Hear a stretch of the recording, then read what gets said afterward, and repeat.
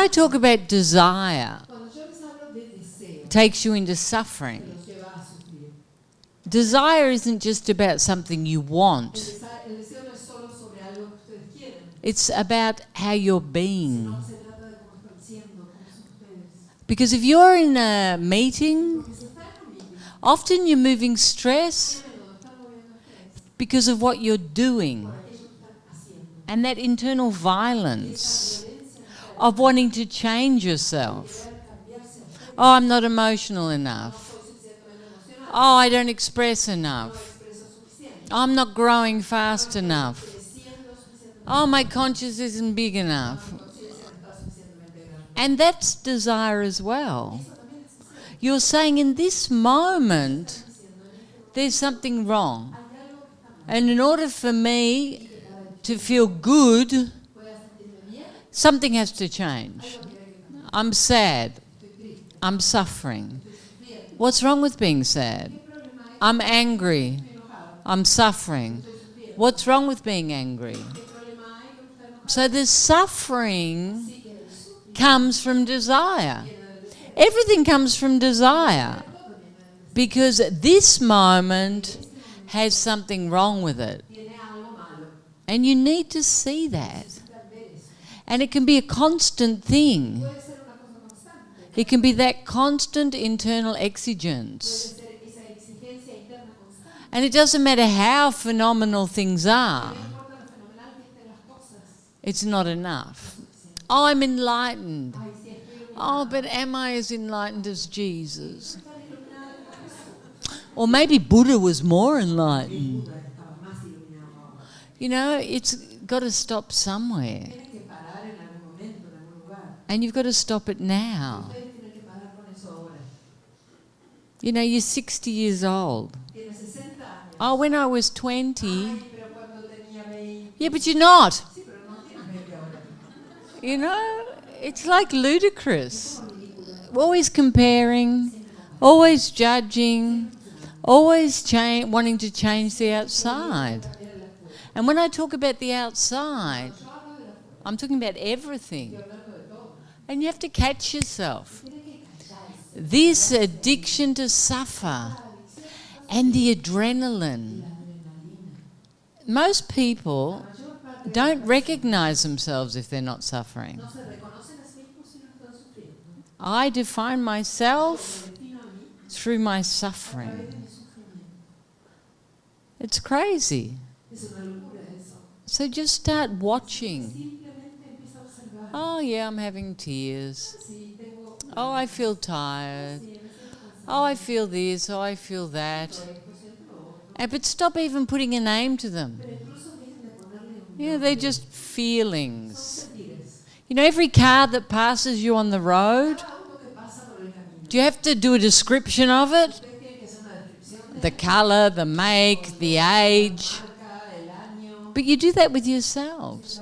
You put so much attention into that which is leaving. And it's just leaving. It's not important. It's moving. The thing that's important is what's constant. And it's just being here. In my consciousness. Going deeper into my consciousness. I'm not going deep enough. How do you know?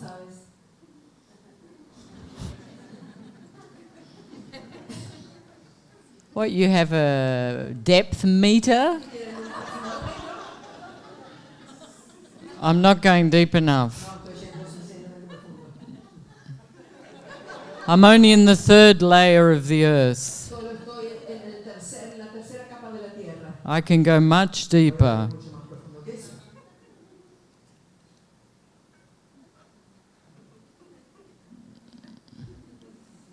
It's crazy, no? And we have to catch that. And start appreciating and loving and, you know, just enjoying. Even when you feel contracted. Just be contracted. Stop judging it. Oh, I'm contracted. Well, Great. Another experience. Because really that's what life is. A multitude of experiences. But the judgments are what cause the problem. Everything's a multitude of experiences. The comparisons, the judgments, the criticism, all of those words are what cause you to suffer. Just be. Be you. That's it. And then let that go too. Let go of everything. You know, it's so intricate, the human experience. It's like these threads of experiences. And it's all cause and effect. That internal cause creates an effect. But as we start to love that and see through it, the effect stops. I think you watch the bleep. No, you're cutting the connection, you're cutting the addiction. That's a way of putting it. You know, that's why we move everything. So we can lose that charge, that hook. So it becomes nothing.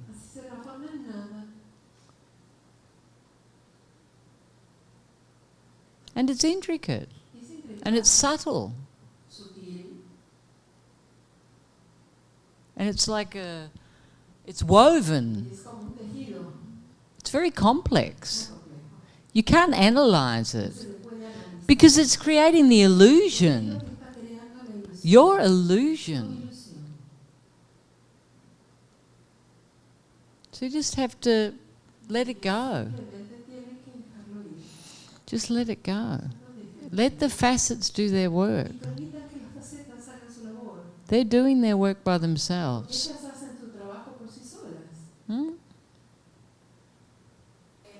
Hi, Isha. Can you talk more about which one is your vision and your purpose for us, the facilitators in the world?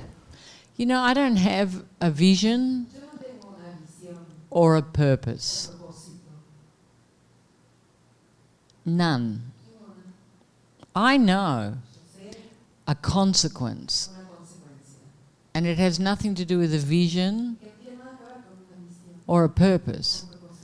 I know the consequence of sending people into the world that are experiencing high levels of consciousness will infiltrate other people in the world.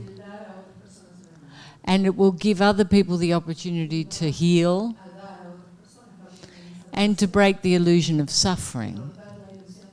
But it will happen naturally. It's not that I'm training you like an army. And we're going to go and kill the ignorance. Here we go. 1, 2, 3, go. It's not like that. It's not like that. I want you to be happy. I want you to be that which other people seek. And they will come. And you will teach. And they will expand. And they will change. And then they'll connect with other people. And then they'll have children. And the children will learn. And everything will start to evolve. But not because there's something wrong. Because we're going to break the illusion of suffering. So people can start to enjoy their lives. Inside and out. Because one person experiencing consciousness attracts thousands of people. So I know it's just a natural consequence of your consciousness. And it's beautiful. And you know, the thing I've noticed as well that the facilitators are doing such a phenomenal job. Outside, no? And they're so focused and focused on their own growth. Like it's becoming a real network. But not just like a network of devotees. It's people that have literally changed and have something very valuable for themselves and to give to others. And it's a beautiful thing. I'm really so glad we have facilitators. And they're so active and so giving and so evolved. It's really an incredible thing that's happening for us. Because we're a very small team, but we have a big web of facilitators. And it's growing all the time. And it's very beautiful. I would like you to talk about the integrity, to be integral. To be integral is to be authentic. To be true to yourself. To be clean in your heart. To be loving yourself. And to be giving that love. And it comes from choices. The first choice is the consciousness. And then you become the love in action. And that action is very clean. It's very focused on giving. It's very focused on everything being important. It's not egotistical. It's not self-centered. It's very compassionate and giving. That's to be integral.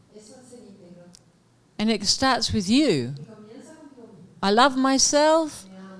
I love the world. I feel abundant. I naturally give.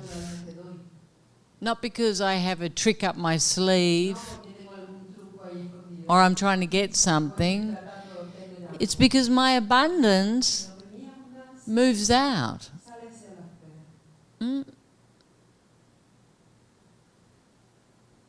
And you can take that to many different levels, no? Sustainable development. You can take it into the planet. Like it's that profound maturity and awareness and responsibility of wanting the best everywhere, for everyone and everything.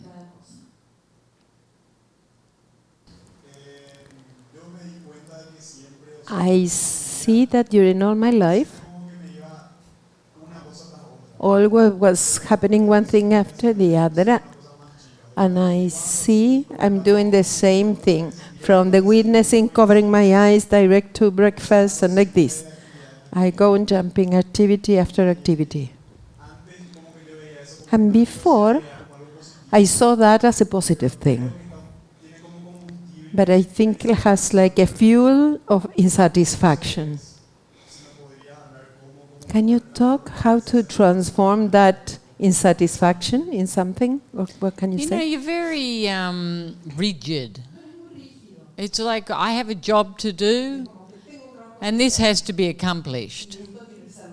And you're meant to be joyful. You're meant to be in the present moment. It's not that I have to do this, this, this, and this, and I've finished. It's not a job.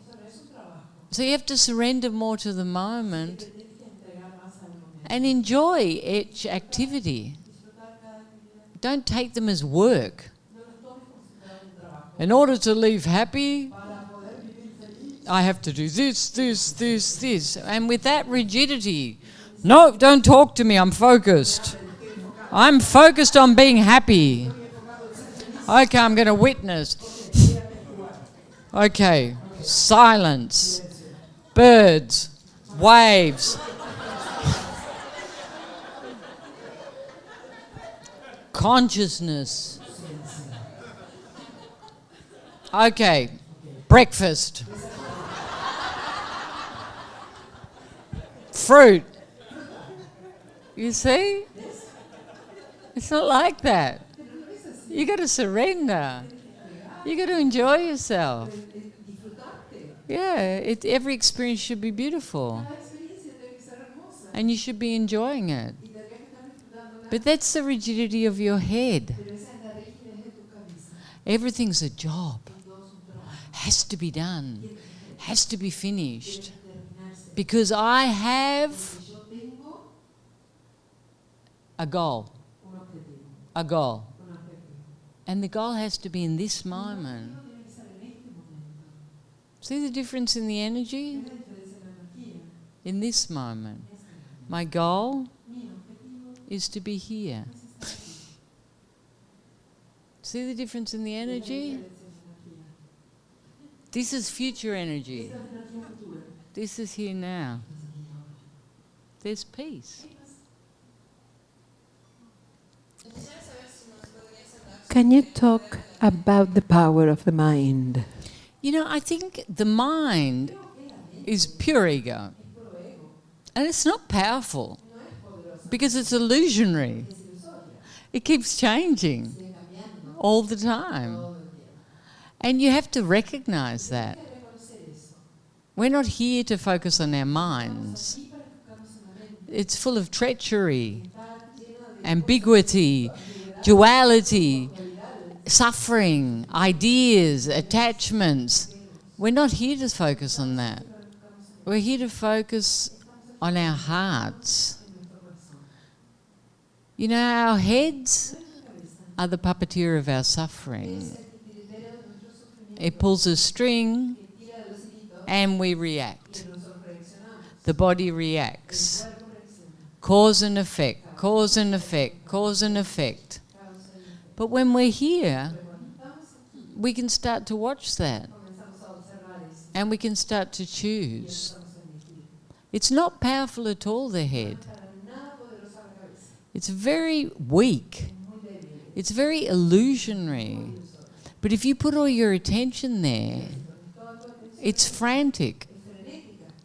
But if you watch the freneticism, it starts to lose its power. If you start to see it in a detached way, like you're watching something, instead of giving it the intensity and questioning it, it will start to dilute. Just watch it. Like you wash your foot. My foot's moving. Oh, now it's still. Oh, it's moving. What's the difference? Oh, it's still. Foot. Moving. Still. Thoughts. Moving. Still. What's the difference? Oh, because the thoughts are important. Because they're brilliant. And I've got such great ideas. And I can go here and there and everywhere. Or I can be here.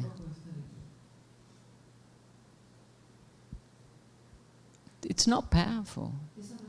It's illusionary. This is powerful.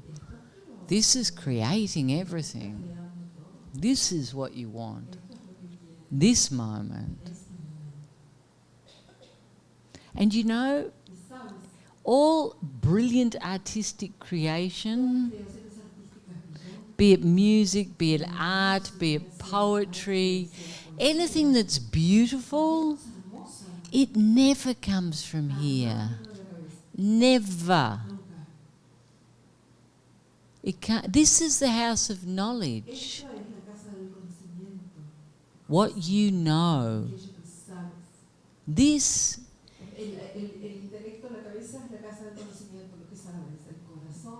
is creation.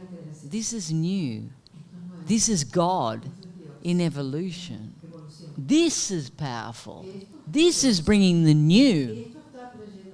This is just reinventing the old. And you have to remember that.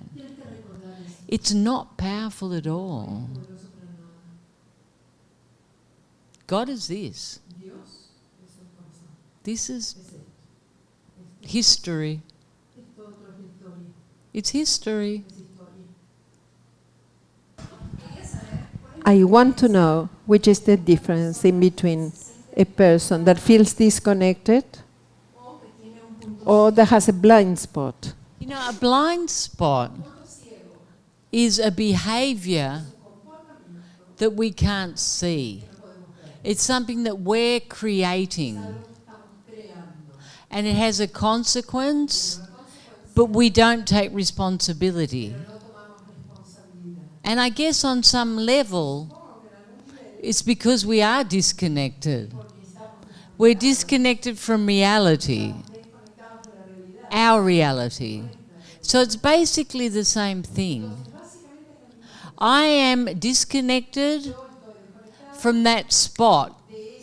I'm not aware of what I do. It could even be an addiction, no? You know, many people are addicted and they're in such negation and they can't heal until they see and they take responsibility and they connect to reality, the reality they're creating. So they're basically the same thing. They're just different ways of explaining. But a person can have a blind spot. But some people can be completely disconnected. Like a connected person can have a blind spot. Maybe not at that point, but they can be connected. But some people can be completely disconnected. So that's the extreme. It's the different levels. That's the best answer I can give you. I think it's pretty clear. I don't know. I'm disconnected. I feel I'm growing a lot supporting this process. And I feel that sometimes I find areas of comfort and I have resistance to change. Can you talk about that a bit? You know, it's such a challenge to push through a limitation. And when you do it, you feel so good with yourself. Because when we challenge ourselves, we become alive. We become passionate. So don't rob that from yourself. Because it doesn't serve. You know, often we sit in a passive place. But what happens? We're not growing. You have to push the limits. Because that makes you alive. Comfort doesn't serve. It doesn't serve for anything. It becomes bored. It becomes stagnant. It's like a river that's not flowing. It just goes around and around and round and around, and it starts to dry up, no? And it's the same thing with passivity. It doesn't flourish. It doesn't sustain life. You have to challenge. That's evolution. And when it comes to your consciousness, it's the most important thing. You know, freedom is the greatest thing that can happen. Love is the greatest thing that can happen. Consciousness is the greatest thing that can happen.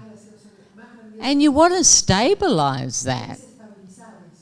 What could be more important than having that experience? To go through life in joy, feeling unlimited, giving and enjoying each moment. Why would you become passive with something so important? Why would you do that? So challenge all your passivities. Just do it because it's loving you. Not from a place of exigence or violence, but just bit by bit. Oh yeah, I see I do that. And passivity always makes you suffer. Because there's always this question. I could be more. I could be more. I could have given more. I could have gone deeper. I could have committed. And this is the most important commitment. It's a commitment to you for your life. How can you be passive with that? It's vital. It's vital. Vital. You guys are great. Getting ready for the march. Gracias. Come visit our webpage for books, movies, and our wonderful retreat centers. Isha's simple yet powerful system is transforming lives around the world.